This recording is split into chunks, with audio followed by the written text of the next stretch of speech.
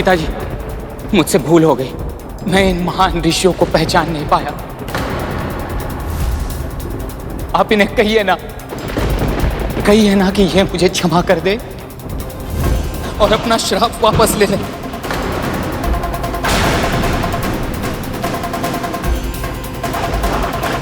कहिए ना पिताजी। इसकी चिंता तुम्हें श्री विष्णु के परम भक्त वाल्कीली ऋषियों का अपमान करने से पहले करनी चाहिए थी।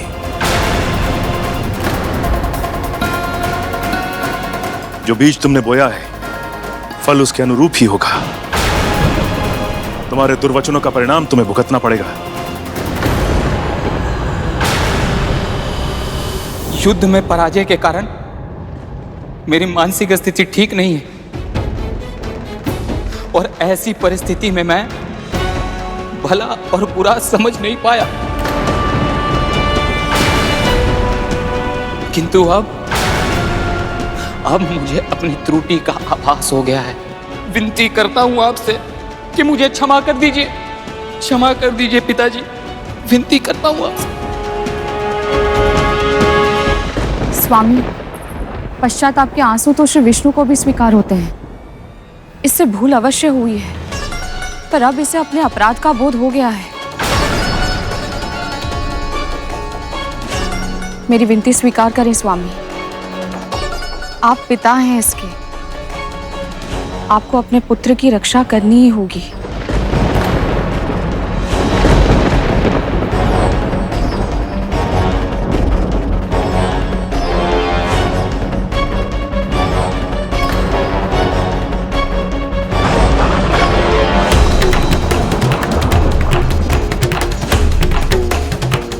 ऋषिवर, मुझे ज्ञात है कि मेरे पुत्र का अपराध क्षमा के योग्य नहीं है, और मुझे यह भी ज्ञात है कि आपका दिया हुआ श्राप अब वापस नहीं लिया जा सकता।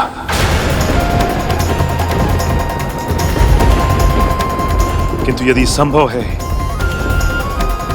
तो इस पिता की प्रार्थना को स्वीकार कीजिए और मुझे वरदान दीजिए कि मेरा होने वाला अगला पुत्र बिल्कुल वैसा हो जैसा कि आपने वर्णन किया था।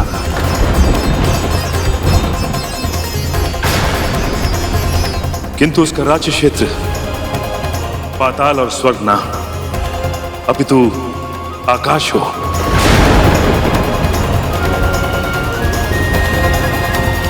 ताकि इंद्र से उसका वैर ना हो और इंद्र भी सुरक्षित रहे।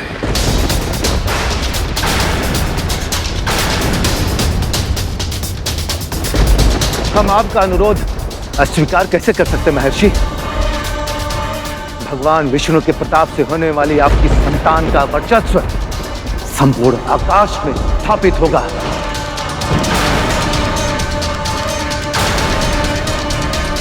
महाबुद्धिमान, महाबलवान, आकाश का इंद्र कहलाएगा वो, आकाश का इंद्र कहलाएगा वो।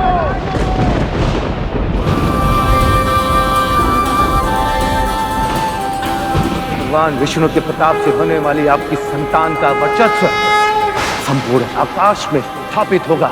महाबुद्धिमान, महाबलवान, आकाश का इंद्र कहलाएगा वो। मेरे तो सारे पुत्र हो चुके हैं, दीदी के भी हो चुके हैं, तो फिर ये किसके पुत्र की बात कर रहे हैं?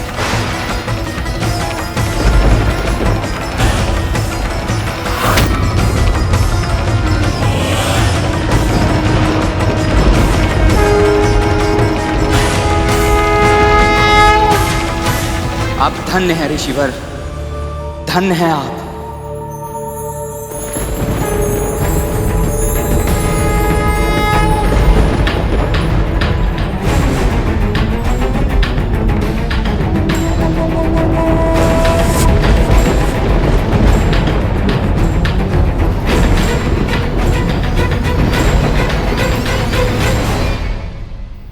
इन सभी घटनाओं का प्रभाव विंता मां पर धीरे धीरे गहराता जा रहा था। ईर्ष्या, असुरक्षा और निराशा उनके विश्वास को धीरे धीरे नष्ट करने लगी थी, और ऐसे में कद्रू मां ने अपना अंतिम दांव खेला। बस करो।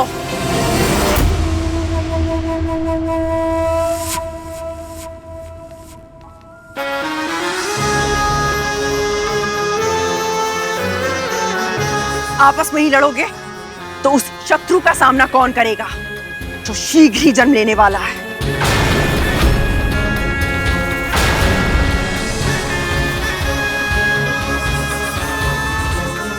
किसकी मृत्यु ने पुकारा है मां? कौन है वो मूर्ख जो हमारा सामना करने का दुस्साहस करेगा मां? विंता एक बार फिर से जीत गई। सिद्ध ऋषियों का वरदान है कि तुम्हारे पिता का होने वाला अगला पुत्र आकाश का इंद्र बनेगा और वो अदिति के पुत्र इंद्र से 1,000 गुना अधिक शक्तिशाली होगा। अब केवल विंता के डिमो का परिपक्व होना शेष है।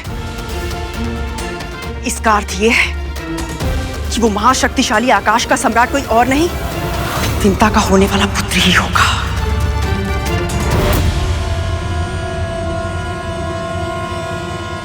यदि एक बार उसका जन्म हो गया तो तुम जैसे 1,000 नागों का सामूहिक बल भी उसके बल के आगे फीका पड़ जाएगा।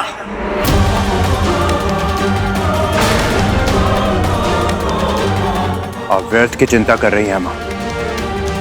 एक तो क्या, 1,000 इंद्र भी जन्म क्यों ना ले ले, कद्रु पुत्र तक्षक को कोई पराजित नहीं कर पाएगा। आत्मविश्वास आवश्यक है पुत्र, किंतु उसकी अति प्राणघातक हो सकती है। अपने शत्रु से झगड़ा करने से अच्छा है कि कुछ ऐसा करो कि तुम्हारा शत्रु जन्म ही ना ले पाए।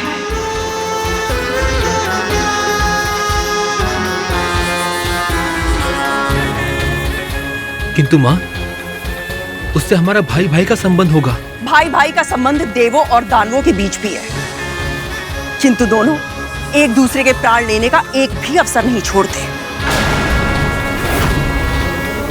तुम्हारे संबंधों में कटुता नहीं आएगी, इस बात का क्या प्रमाण है तुम्हारे पास? वो तो हम पर निर्भर करता है मां। इतने बड़े नहीं हो कि अपनी मां से कुतर्क करने लगो। सदैव सदैव मेरे आदेश की अवहेलना करते हो। यदि तुम दोनों को लगता है कि तुम इतने बुद्धिमान हो तो निश्चित ही तुम्हें मेरे मार्गदर्शन की आवश्यकता तो नहीं है। किंतु माँ, जा सकते हो यहां से।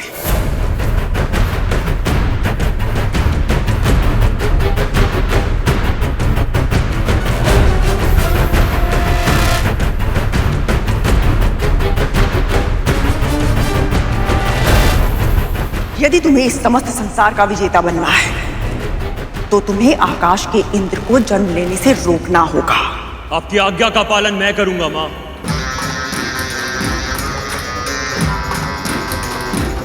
अभी जाकर उन डिमों को निकल जाऊंगा मैं। रुको कालिया, इस कार्य को तुम जितना आसान समझ रहे हो ये उतना ही कठिन है। विंता के सतीत्व की शक्ति और श्राप के सामर्थ्य से यदि तुम्हें भय नहीं लगता ना, तो ये तुम्हारी मूर्खता है। समझदारी इसी में है कि हम स्वयं उसके डिमों को नष्ट नहीं करेंगे। हमें कुछ ऐसा करना होगा जिससे वो स्वयं अपने डिमों को नष्ट कर दे।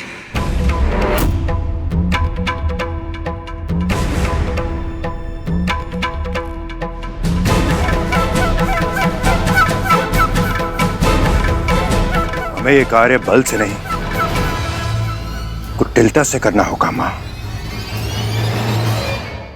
तुम सबके साथ देखकर विंता को ईर्ष्या होती है मुझसे। उसकी इसी दुर्बलता को बढ़ाना होगा, उसकी आशा को निराशा में बदलना होगा। फिर देखना, विंता स्वयं ही अपने डिमों को नष्ट कर देगी। परंतु मां, ये सब होगा कैसे?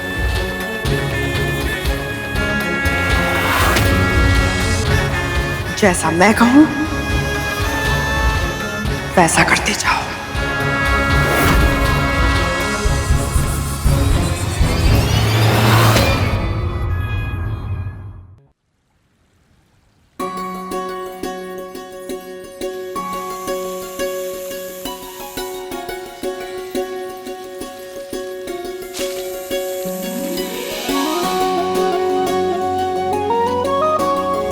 सत्य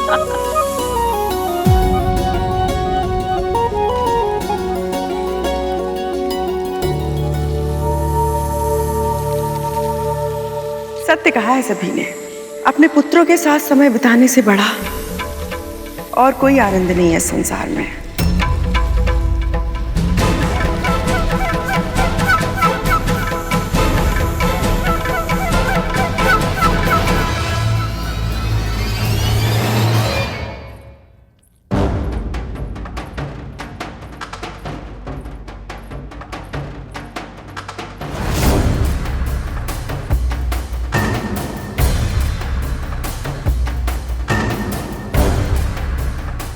देखो ना, मैं ये फल रखकर भूल गई और फल सड़ गए। एक फल के कारण सारे फल अनुपयोगी हो गए, सब फेंकने पड़ेंगे। माँ, यदि फल 2 दिन में सड़ जाते हैं तो डिम कितने दिन में सड़ता है?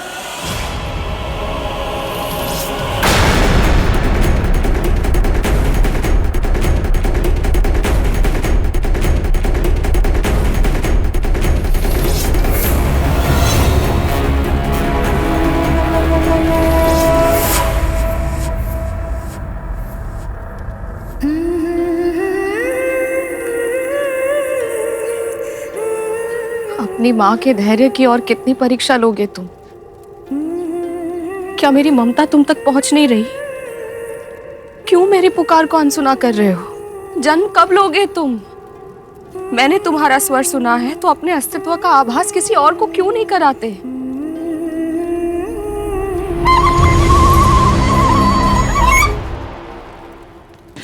तक्षक भैया, इस मुरली से इतनी मधुर ध्वनि कैसे निकलती है? बांस जितना खोखला होता है ना, उसकी ध्वनि उतनी ही मधुर होती है कालिया। अच्छा, फिर तो छोटी माँ के इन डिमों से और भी मधुर ध्वनि निकलेगी। समय के साथ इन सभी घटनाओं का प्रभाव विंता माँ पर गहराता जा रहा था। ईर्ष्या, असुरक्षा और निराशा उनके विश्वास को धीरे धीरे नष्ट करने लगी थी। ऐसे में कद्रू माँ ने अपना अंतिम दांव चला।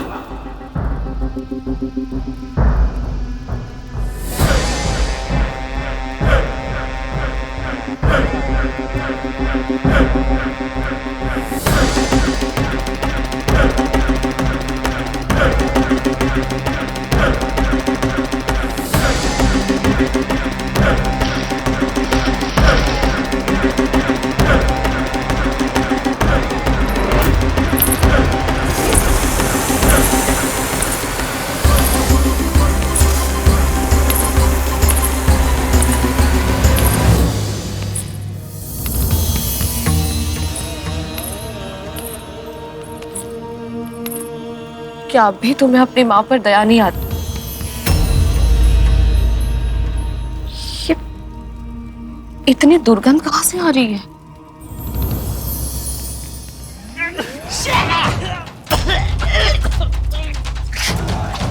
अरे छोटी माँ, ये सड़ांग कैसी है? हमसे ये दुर्गंध सहन नहीं हो रही है।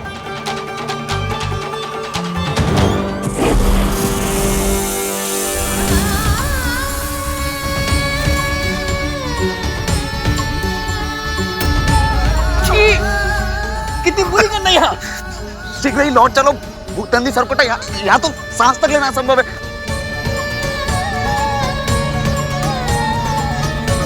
कहाँ से आ रही है ये कुवास?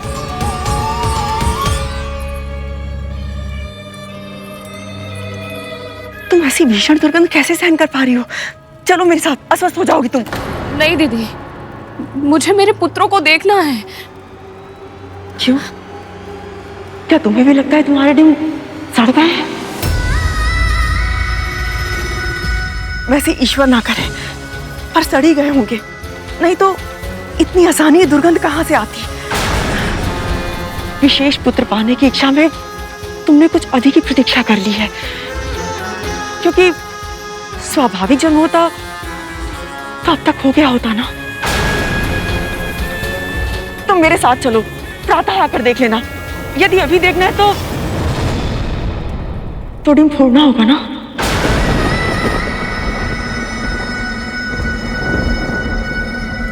नहीं दीदी, मैं यहाँ से नहीं जाऊंगी।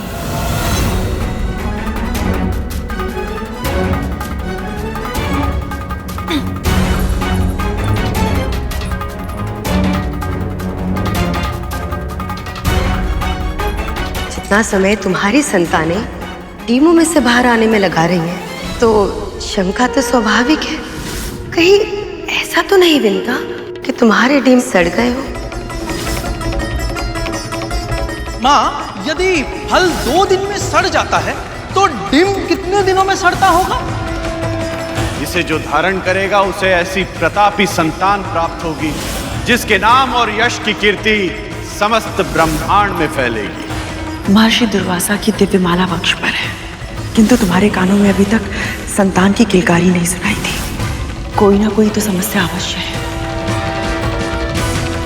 विशेष पुत्र पाने की इच्छा में तुमने कुछ अधिक ही प्रतीक्षा कर ली है, क्योंकि स्वाभाविक जन्म होता तो अब तक हो गया होता ना। तुम्हारे डी में सड़ गए। विशेष पुत्र पाने की इच्छा में स्वाभाविक जन्म होता तो अब तक हो गया होता ना। ठहरिए छोटी माँ।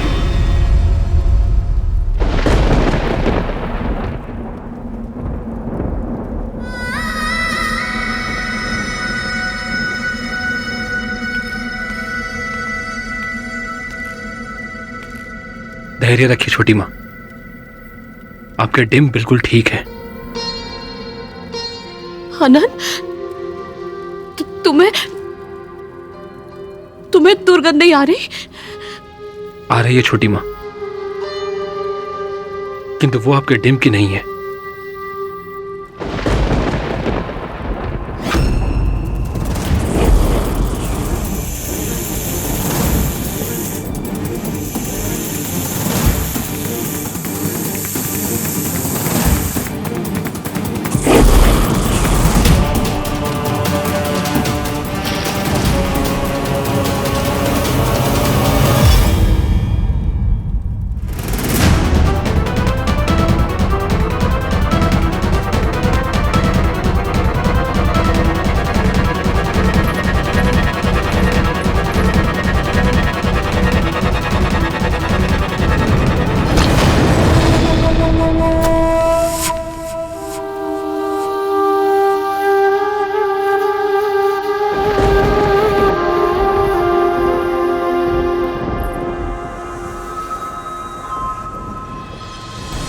अनंत, मुझे समझ नहीं आ रहा मेरे डिम परिपक्व क्यों नहीं हो रहे।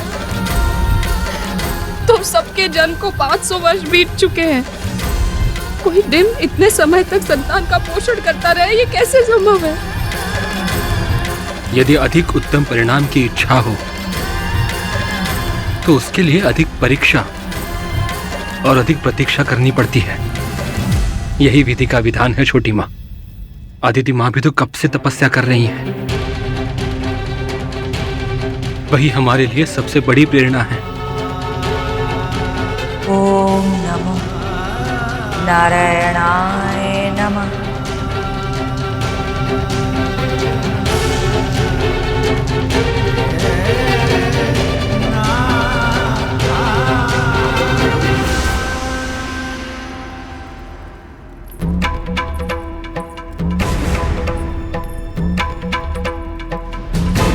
दीदी, गंध मेरे डिमों में से नहीं आ रही थी। मेरे डिम ठीक है।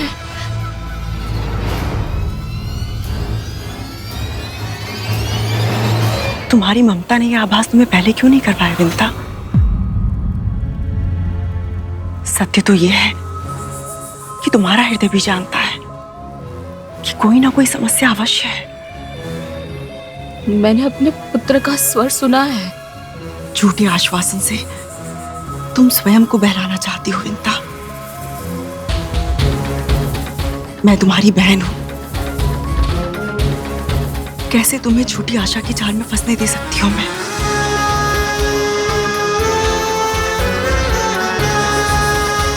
तो मैं क्या करूं दीदी? यदि ये सब आपके साथ हो रहा होता तो आप क्या करती?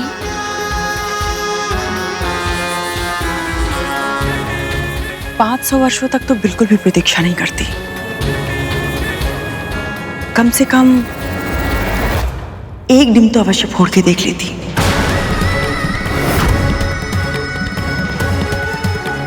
कि उसके भीतर संतान है भी या नहीं। एक डिम तो अवश्य फोड़ के देख लेती। कि उसके भीतर संतान है भी या नहीं।